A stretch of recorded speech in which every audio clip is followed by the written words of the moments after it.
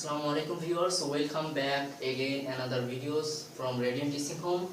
Today I am going to discuss one of the most important topic of basic English grammar, that is preposition. So তার আগে আপনি যদি আমার চ্যানেলে নতুন হয়ে থাকেন অবশ্যই চ্যানেলটিকে সাবস্ক্রাইব করে রাখুন, আর যদি অলরেডি সাবস্ক্রাইব করে থাকেন তাহলে thank you so much.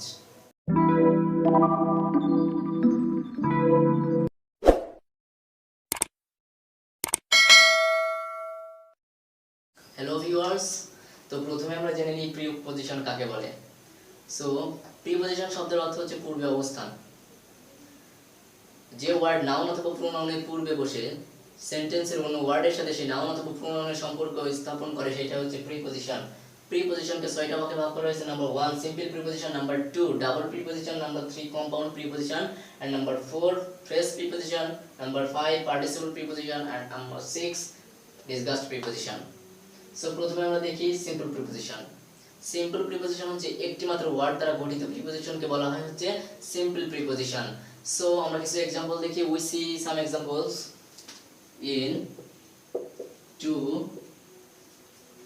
with, of, at, etc. in, to, with, of, at, etc. এই ওয়ার্ডগুলো হচ্ছে সিম্পল প্রিপজিশন। কারণ কি এই ওয়ার্ডগুলো কিন্তু একটা মাত্র ওয়ার্ড দ্বারাই গঠিত। সো ইন একটা ওয়ার্ড, টু একটা ওয়ার্ড, উইথ একটা ওয়ার্ড, অফ একটা ওয়ার্ড, অ্যাট একটা ওয়ার্ড। সো এই ওয়ার্ডগুলো কিন্তু আর ভাঙা সম্ভব নয়, এই জন্য এগুলো হচ্ছে সিম্পল প্রিপজিশন। সো পরে এবার দেখবো হচ্ছে ডাবল প্রিপজিশন। ডাবল প্রিপজিশন হচ্ছে দুইটা সিম্পল প্রিপজিশন মিলে হচ্ছে ডাবল প্রিপজিশন, অর্থাৎ দুইটা ওয়ার্ড দ্বারা গঠিত প্রিপজিশনকে বলা হয় হচ্ছে ডাবল প্রিপজিশন। সো এবার আমরা দেখি double preposition. So double preposition হচ্ছে into, into, without, without, without, within, within, upon, upon, etc. So into, without, within, upon, etc. অর্থাৎ এখানে কিন্তু দুইটা করে প্রিপজিশন আছে। ইন একটা প্রিপজিশন, উইথ একটা প্রিপজিশন, উইথ একটা প্রিপজিশন, আউট একটা প্রিপজিশন, উইথ একটা প্রিপজিশন, ইন একটা প্রিপজিশন, আপ একটা প্রিপজিশন, অন একটা প্রিপজিশন। অর্থাৎ দুইটা সিম্পল প্রিপজিশন মিলে যে প্রিপজিশন গঠন করা হয় সেটা হচ্ছে ডাবল প্রিপজিশন। সো এবার আমরা দেখব কম্পাউন্ড প্রিপজিশন। কম্পাউন্ড প্রিপজিশন খুবই গুরুত্বপূর্ণ। নাউন, ভালো করে মন দিয়ে শুনতে হবে, এটা কিন্তু খুবই গুরুত্বপূর্ণ। নাউন, অ্যাডজেক্টিভ বা অ্যাডভার্বের পূর্বে যখন সিম্পল প্রিপজিশন যুক্ত হয়ে নতুন প্রিপজিশন গঠন করে তখন সেটা হয়ে যাচ্ছে কম্পাউন্ড প্রিপজিশন। সো আমরা এবার কম্পাউন্ড প্রিপজিশন দেখি। On plus by plus out, by plus for, one plus long, by plus side। Compound প্রিপজিশনের গঠন প্রণালী হচ্ছে অন থাকলে এ হবে, অনের পরিবর্তে এ ব্যবহার করা হবে, এন্ড বাই এর পরিবর্তে ব্যবহার করা হবে হচ্ছে বি। সো এখানে ওয়ান, অনের পরিবর্তে ব্যবহার করা হচ্ছে এ, এন্ড বাই এর পরিবর্তে বি, আউটটা থেকে যাবে, তাহলে হচ্ছে অ্যাবাউট। সো পরেরটা দেখি, by plus four, b four, by পরিবর্তে হবে বি আর পরে 4 থেকে যাবে, তাহলে হচ্ছে বি4। 1 প্লাস লং, এলং। সো অনের পরিবর্তে হবে এ, তারপর হবে লং। পরে হচ্ছে বাই প্লাস সাইড, বাই পরিবর্তে হবে বি আর সাইডটা থেকে যাবে, তো B side.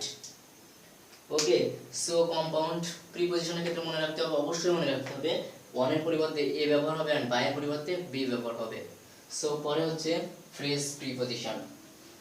So phrase preposition হচ্ছে কোন ওয়ার্ডের আগে এবং পরে যদি প্রিপজিশন যুক্ত হয় তাহলে সেটা হয়ে যাবে phrase preposition.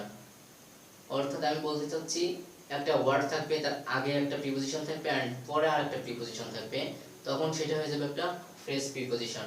So we see a sentence, he succeed,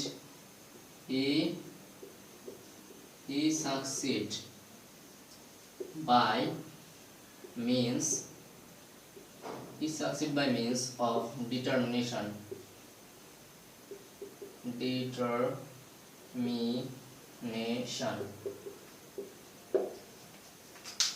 সে তার দৃঢ় সংকল্পের জন্যই সফল হয়েছে। অর্থাৎ বাই একটা প্রিপজিশন, অফ আরেকটা প্রিপজিশন, মাঝে একটা ওয়ার্ড বসেছে হচ্ছে মিন্স। ওকে, সো এই পুরা সম্পূর্ণটা হয়ে যাবে ফ্রেজ প্রিপজিশন। সো পরে হচ্ছে participle preposition. So present participle এবং পাস্ট পার্টিসিপল যখন প্রিপজিশন রূপে বাক্যে ব্যবহৃত হয় তখন তাকে বলা হয় পার্টিসিপল প্রিপজিশন। সো আমরা একটা সেন্টেন্স দেখি, we see a sentence, what do you know what do you know regarding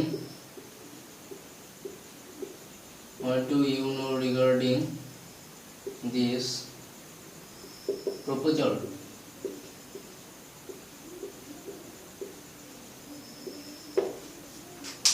What do you know regarding this proposal?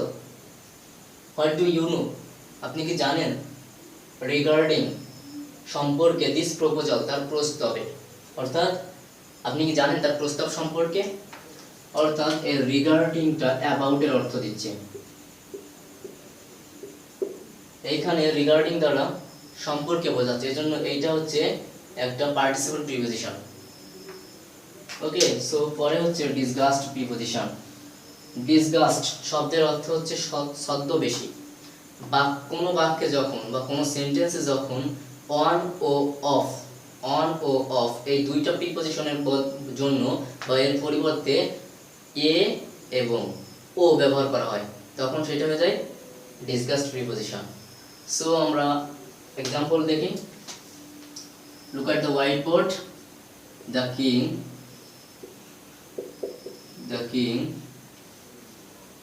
went a hunting.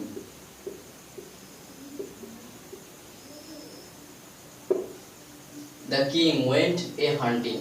Okay, so এটা হচ্ছে ওয়ান এর ছদ্মবেশী রূপ। ওয়ানের পরিবর্তে এখানে এ ব্যবহার করেছে, ওয়ান হান্টিং এর পরিবর্তে ব্যবহার করেছে এ হান্টিং, অর্থাৎ অনের পরিবর্তে এ ব্যবহার করা হয় আর অফের পরিবর্তে ব্যবহার করা হয় হচ্ছে ও। ওকে, সো এইটা হচ্ছে ডিসগাস্ট প্রিপজিশন। সো আজকে এই পর্যন্তই, দেখা হবে পরবর্তী ভিডিওতে। আর যদি প্রিপজিশন সম্পর্কে কোনো সমস্যা থাকে অবশ্যই কমেন্ট করে জানাবে, আমি চেষ্টা করব আরো ভালোভাবে ক্লিয়ার করে দেওয়ার। ওকে, সো আজকে এই পর্যন্ত, দেখা হবে পরবর্তী ভিডিওতে। সবাই ভালো থাকবে, সুস্থ থাকবে, আল্লাহ হাফেজ।